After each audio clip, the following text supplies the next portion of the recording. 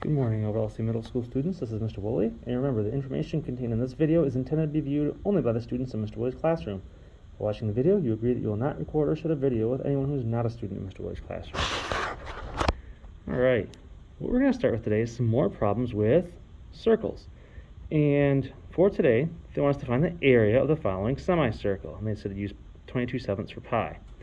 Now, anytime we have to do their circles here, we need like radius or diameter. Well, for area, I'm going to need radius. Well, the diameter here all the way across is 14, so the radius will be 7. Now, being the fact that this is a semicircle, a half circle, I'll have to take my answer and divide by 2 at the end. All right, so area equals pi times radius times radius. So take 22/7 times 7 times 7. Well, I can multiply those two out and get 49.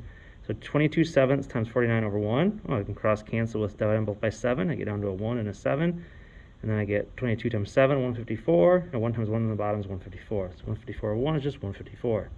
However, since it's half a circle, I do need to divide that answer by 2. So 154 divided by 2 gives me 77 square centimeters. So half circle, take the formula, solve it, and divide your answer by 2. What's the area of a quarter circle? And we're going to use 3.14 for pi. Now, due to the fact that it's a quarter circle, I'll still follow my area formula. Remember, I'm looking for area. And I'll still have my answer by 4 at the end. So I'm splitting it into 4 parts. So pi times radius, we're going to substitute in 3.14 times 6 times 6. And I get 3.14 times 36, and I get 113.04. However, since it's a quarter circle, divide my answer by 4. So 113.04 divided by 4, I get 28.26. All right, example 2, we'll do a few problems that feed off of this one. It says Marjorie's designing a new set of placemats for her dining room table. She sketched a drawing of the placemat on her graph paper. The diagram represents the area of the placemat, consisting of a rectangle and 2 semicircles at either end. Each square in the grid measures 4 inches in length. Find the entire area of the placemat. Okay, well, they just told us we're going to have a rectangle and then 2 of the semicircles. Well, you're going to have a rectangular area, and each square they said to represent 4 inches. So 4, 8, 12. It's 12 this way, and up and down is 8. So 12 times 8, 96. Now, 2 half circles in each end. Well, 2 half circles do equal 1 whole circle. So really, just follow my area formula for a circle. Area equals pi times radius times radius. Well, in these circles here, all the way across was 8. So halfway from here to here is going to be 4. That's my radius. So 3.14 times 4 times 4. We said use 3.14 for pi because they didn't say anything about it, so we'll just use the 3.14. And you get 50.24. Now remember, even though it's the half circles, it's 2 half circles, so it is 1 whole circle, so I'm just going to keep this answer like it is. Now, all I have to do then is add my 2 answers. Here's a rectangular area, here's a circular area. Add them up, I get 146.24. Now, if she wants to make 6 placemats, how many square inches of fabric would she need? Assume there's no waste.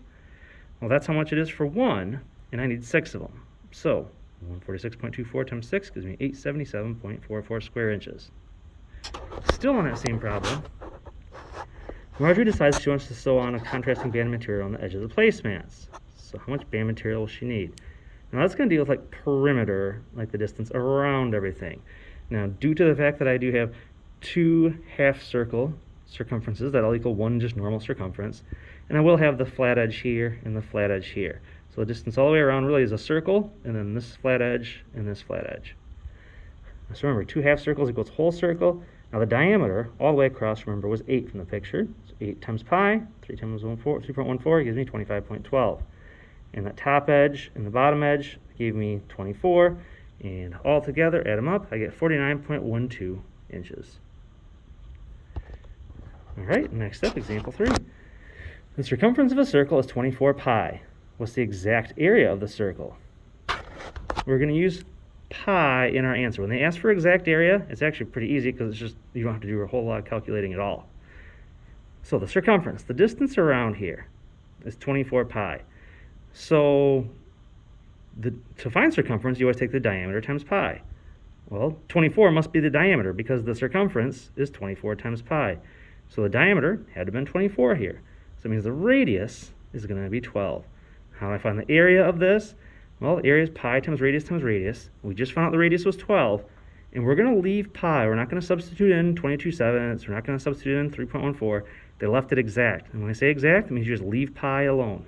So I can do the 12 times 12 portion of this and get 144, and I just call it 144 pi. That's it. I don't do anything else with it. So just leave it as 144 pi. So when they ask for exact, it's actually less work for you.